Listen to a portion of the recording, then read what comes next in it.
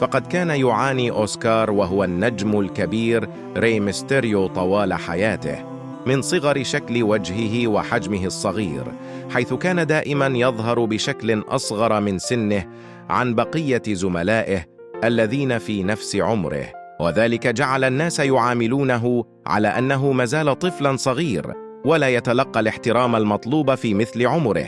فعندما كان يقوم بقيادة السيارة كانت الشرطة تتأكد من عمره الحقيقي حتى يسمح له بالقيادة بسبب شكل وجهه الصغير. فبرغم من صغر وجهه ومن صغير حجمه، أصر النجم ري ميستيريو على أن يحقق نجاحاً ويثبت قدرته في مجال صعب مثل مجال المصارعة الحرة. فقد كان يقول في أحد الحوارات الصحفية أنه لم يكن يقوم بالذهاب للاعب مع أصدقائه للعب كرة القدم، بل كان يقوم بالتدريبات الشاقة من أجل المصارعة الحرة. فقد لجأ ري ميستيريو إلى عمه ري ميستيريو سينيور المصارع المحترف من أجل أن يقوم بتدريبه، حيث بدأ في تدريبات المصارعة الحرة وهو في عمر 15.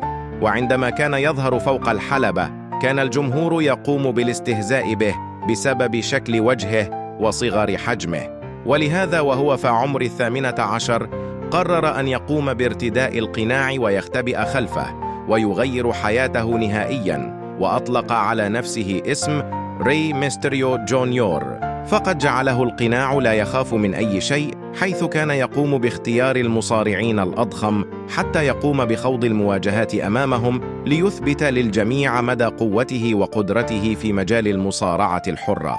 وبعد أن حقق كل ما أراده في المكسيك ذهب مباشرة إلى أمريكا، وبحركاته البهلوانية المميزة استطاع أن يحظى بشعبية كبيرة وسط جماهير الولايات المتحدة الأمريكية، حيث أطلق عليه الجمهور اسم المصارع الطائر.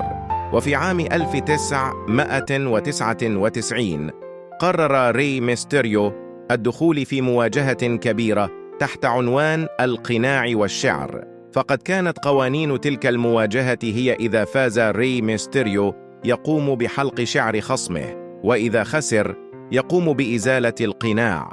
ولكن ري ميستيريو خسر تلك المواجهة، وكانت هي المرة الأولى التي يقوم بإزالة القناع عن وجهه أمام الجماهير منذ أن قام بارتدائه.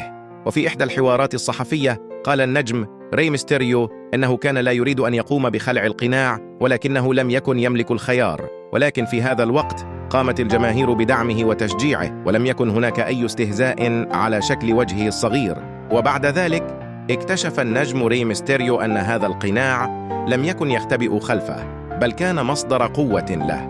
فقد كان يؤمن دائما أن الشهرة التي حققها كانت بسبب إعجاب الجماهيري بحركاته وقوته التي استطاع إثباتها، وأن تلك الجماهير هي التي كانت خلف نجاحه الكبير الذي حققه. لذلك لم يرفض النجم ري ميستيريو أن يتم تصويره من معجب به على الإطلاق. حتى عندما كان يحضر في الحفلات العامة كان يقوم بارتداء القناع حتى يقوم الجماهير بالتصوير معه. وفي إحدى حواراته الصحفية قال أنه يحب دائما السعادة للجميع، ويريد أن يرى الجميع في سعادة دائما.